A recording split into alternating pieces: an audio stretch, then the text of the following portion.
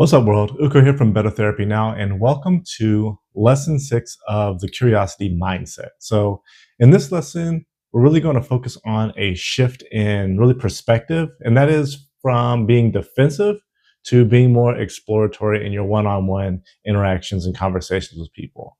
You want to focus on finding the best solutions in debates, regardless of who gets there first. And ultimately, you want to enhance your ability to do three things: be more curious, be more open minded, and be more willing to change. So, being right means winning, and getting it right means insight. And that's what we want. We want insight.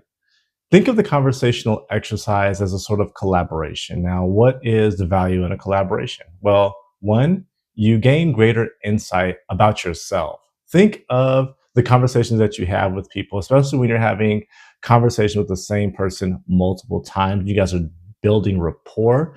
Think of that as being in a forest and or being in the forest of your internal self, and you're trying to discover areas of yourself that you couldn't find alone. You're discovering the unknown unknowns about yourself. Next, it improves your ability to problem solve. When you collaborate with somebody else and you think of a conversation as a sort of collaboration, problems tend to surface naturally, and your ability to develop an action plan for those problems improves if you're with somebody else. But a lot of the times people become defensive because the other person begins to throw out solutions. And it's almost like unsolicited advice, but we want to remain open-minded about that so that we can kind of expose ourselves and truly consider all the possibilities in terms of action plans. Next, it enhances your emotional validation, and it enhances the emotional validation that you experience. And when you experience more emotional validation from somebody else, somebody who actually understands your issues or just expresses that they understand those issues, it decreases your chances of depression and increases your sense of self-worth. Once you commit to the curiosity mindset, you're committing to several things. You're committing to growth.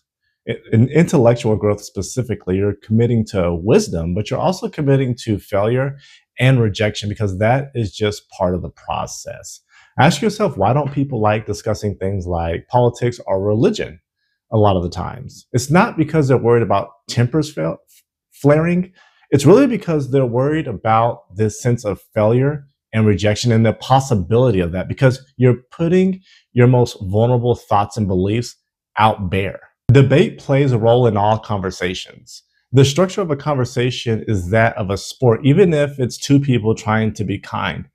Passive aggressiveness is often conversational, and that's born from kind conversations. Even when people are trying to be nice to each other, they tend to fall into this sort of competitive being nicer than the other person. So you have to accept that conversation is inherently competitive no matter what you try to do with it. And once you kind of accept that, then you can better engage in the tug of war between being defensive of beliefs that you hold and the necessity and inevitability of change once you find out that something that you once believed might not be correct. The worksheet in this lesson requires you to really be mindful and think about how attached are you to your ideas, because ultimately you don't want to become too attached to your ideas in a way that's unhealthy and prevents any sort of flexibility or the possibility of changes.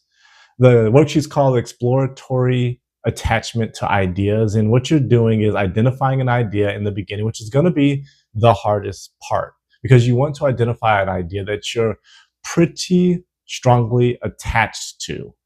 And select an idea that you have confidence in. For example, the meaning of success is blank.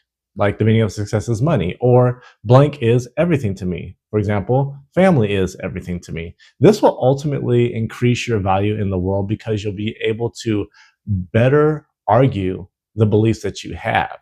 Other people will be able to learn from your defense of your ideas and develop a sense of the nuances of why you believe those ideas. But remember that truth is the objective here, and that it's natural for humans to have blind spots. So you're kind of expecting that there are some blind spots in the things that you believe, and you want to discover those things and be very skeptical or analyze those blind spots.